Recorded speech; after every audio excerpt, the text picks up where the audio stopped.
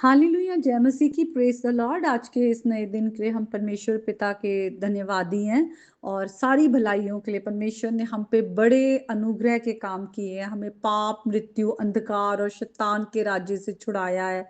हमें प्रभु यीशु मसीह में नया जीवन दिया, अपने राज्य में जगह दी है और हमें धार्मिकता का रास्ता दिखाया है। हम वचन को पढ़ते हैं, परमेश्वर के धार्मिकता के रास्ते को जान पाते हैं। खुदा का आत्मा हमारी अगुवाई करता है।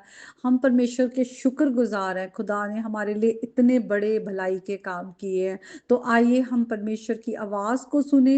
हर दिन वो अपने वचन से हमसे बात करते हैं, हमें वो आत्मिक रोटी देते हैं जिसे खाकर हम आत्मा में तंदुरुस्ती पाते हैं। तो आज का वचन जो है वो फर्स्ट किंग्स उसके 21 चैप्टर से है, पहला राजा और उसका 21 अध्याय। हम यहाँ पे राजा आहाब की एक स्टोरी के बारे में पढ़ते हैं। अगर हम पिछले चैप्टर्स में जाए तो राजा आहाब के बारे में लिखा हुआ है कि वो इज़राइल का राजा था। 22 साल उसने राज किया और वो बहुत ही बुरा राजा था। उसने वो सारे घृणित काम किए परमेश्वर की नजरों में जो गलत थे, और जिसके कारण परमेश्वर का गुस्सा उस पर आया। और लिखा हुआ है वो जितने राजा हुए उसमें से सबसे घृणित काम जो थे वो राजा आहाब के थे। राजा आहाब ने एक सिदोनी औरत से शादी की, जिनके लिए परमेश्वर ने कहा हुआ था कि इन लोगों से, इन जातियों से तुम शादी ना करना, नहीं तो ये तुम्हारा जो हृदय है वो अपने देवी देवताओं की तरफ कर देगी। और यही हुआ। हम देखते हैं कि राजा आहाब था, उसने बाल देवता और एश्तरोत इनके जो ऑल्टर्स बनाकर वहां पर पूजा करनी शुरू की और इज़राइल को भी पाप में डाला। और वो सब जो आज्ञाएं परमेश्वर की है कि तुम मुझे छोड़ किसी और को तुम परमेश्वर करके ना जानना, ना ही तुम मूर्ति पूजा करना, तो परमेश्वर की आज्ञाओं को तोड़ा। और हम जब 21 चैप्टर में आते हैं और वहां भी हम देखते हैं कि किस तरह से आहाब के काम जो थे वो हम परमेश्वर की नजरों में बहुत ही गलत थे। और यहाँ पर देखते हैं कि एक दिन आहाब की नजर नाबोत नाम के एक आदमी के, उसके जो दाख की बारी थी उस पर पड़ती है। और वो उसे कहता है कि तेरी दाख की बारी मेरे घर के पास है, ये तू मुझे दे दे, इसके बदले में मैं तेरे को दूसरी जो दाख की बारी है वाटिका दूंगा। और अगर नहीं तो मैं, तू मुझसे इसके जो मूल्य है पैसे ले ले। लेकिन नाबोत ने कहा कि नहीं, ये मेरे पुरखाओं का नीच भाग है, ये मैं तेरे को नहीं दे सकता। तो जो आहाब राजा है उसको इतना बुरा महसूस हुआ, उसका दिल बैठ गया था उसके दाग की बारी पे, कि वो अपने घर आकर वो अपने बिस्तर पर लेट गया। उसने खाना पीना छोड़ दिया। और उसकी जो पत्नी थी वो बहुत ही विकेड औरत थी, बहुत ही दुष्ट थी। उसने आकर जब पूछा कि तेरे को क्या हुआ, तो आहाब ने सारी बात जो थी वो कही कही कि किस तरह से वो नाबोत का जो दाग की बारी है उसकी वो चाहता है लेकिन वो उसे नहीं दे रहा। तो उसकी पत्नी ने कहा कि तू इज़राइल का राजा है, तू राज करता है, तू आराम से खा पी, दाग की बारी जो नाबोत की है मैं तुझे दिलवा दूंगी।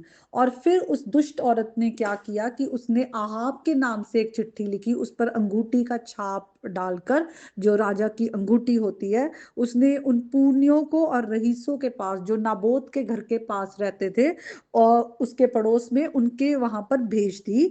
और उसमें उसने लिखा राजा के की ओर से कि उपवास का प्रचार करो और नाबोत को लाके लोगों के सामने ऊंचे स्थान पर बिठाना, और दो नीच जनों को जो गलत होंगे, जो झूठी साक्षी देंगे उसके खिलाफ, उनके द्वारा ये कहना कि इसने परमेश्वर और राजा दोनों की निंदा की है। तब तुम लोग नाबोत को पकड़ के बाहर ले जाकर पत्थरवा करना कि वे मर जाए। और ये चिट्ठी जो थी उन लोगों के पास पहुंचा दी गई। और फिर उन लोगों ने वैसा ही किया, नाबोत को बाहर लेकर आए, उस पर दो झूठे जो साक्षी खड़े किए, उन्होंने गलत बात बोली, झूठ बोला, और फिर उसे बाहर ले जाकर पत्थरवा करके मार दिया गया। और जब इजबेल को ये बात का उसको वापस पता चला कि नाबोत मारा गया है, तो उसने अहाब से कहा, उठकर यिज्री नाबोत की दाग की बारी को, जिसे उसने तुझे रुपए लेकर भी इनकार किया था, अपने अधिकार में ले ले। तो ये कितने गलत काम, हत्या करा दी, दूसरे की चीज पर लालच किया। और झूठे साक्षी खड़े कर दिए।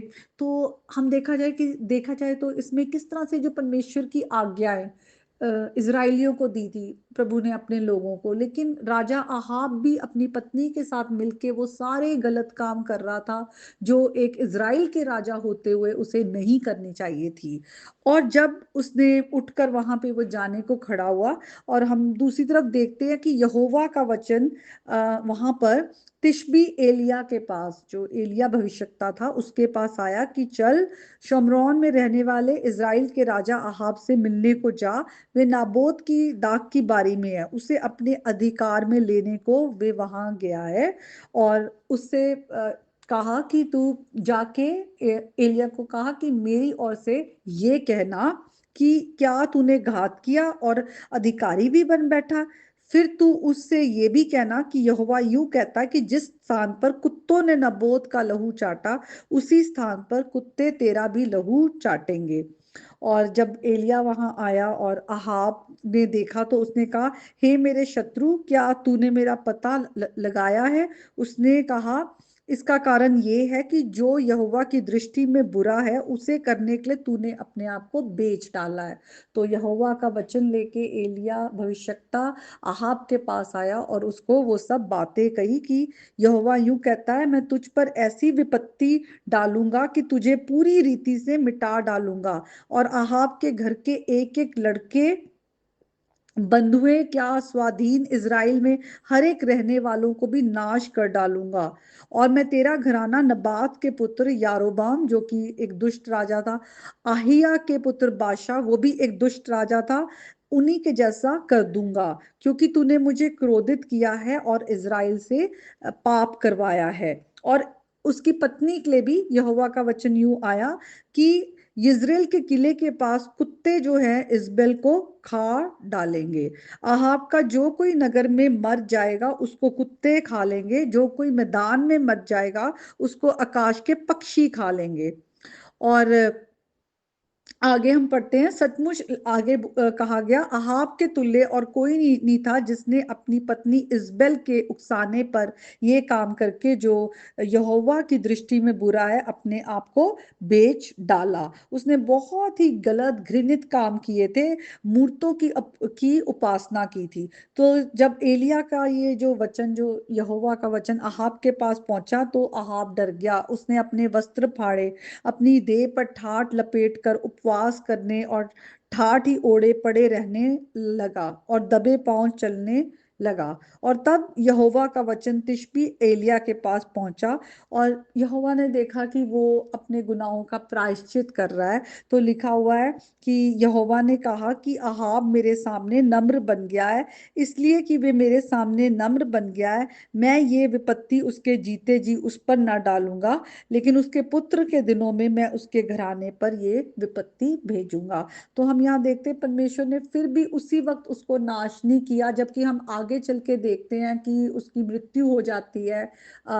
लेकिन परमेश्वर ने फिर भी उस पर ग्रेस दिखाई जब उसने अपना मन फेरा, और प्रभु के आगे उसने अपने आप को हम्बल किया। लेकिन हम इस स्टोरी में देखते हैं कि किस तरह से परमेश्वर की आज्ञाएं तोड़ी गई, किस तरह से हर वो गलत काम किए गए जो परमेश्वर के लोग होते हुए नहीं करना चाहिए था। और उसका एक बहुत बड़ा कारण ये था कि उसने एक जो सिदोनी औरत थी, जो कि बहुत ही गलत काम करते थे, उनके प्रैक्टिसेस गलत थे, उसके उकसाने पर लिखा हुआ है कि उसने बहुत गलत काम जो यहोवा की दृष्टि में था वो बुरा, उसकी चॉइस ही गलत थी। कि जब परमेश्वर ने अपने लोगों को कहा हुआ था कि तुम दूसरी जातियों में शादी ना करना, उसने वो गलती की, उसने एक गलत अपनी जीवन साथी को चुना और खुद भी पाप किया और उसके साथ मिलकर भी गुनाह किया, और उसके उकसाने में आया और हत्या कराई